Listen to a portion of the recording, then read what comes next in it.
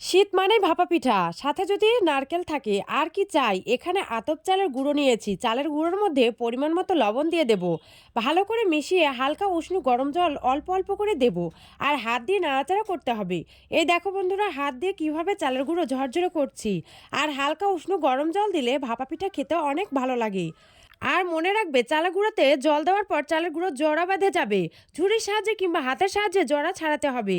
এদিকে আমি একটা নারকেল কুড়িয়ে রেখেছি, চালের গুঁড়ার মধ্যে কুড়ানো নারকেল দিয়ে মিক্সড করে নেব। এদিকে আমি আগে থেকে ভাপা পিঠা বানানোর জন্য হাঁড়িতে জল দিয়ে তুলে দিয়েছি। এবার এমন একটি পাত্র নিয়ে চালের গুঁড়ো দিয়ে এর উপর গুড় দিয়ে আবারও চালের গুঁড়ো দিয়ে একটি নেটের মধ্যে দিয়ে এভাবে হাঁড়ির ওপর বসিয়ে ওপর থেকে পাত্রটা তুলে নিতে হবে।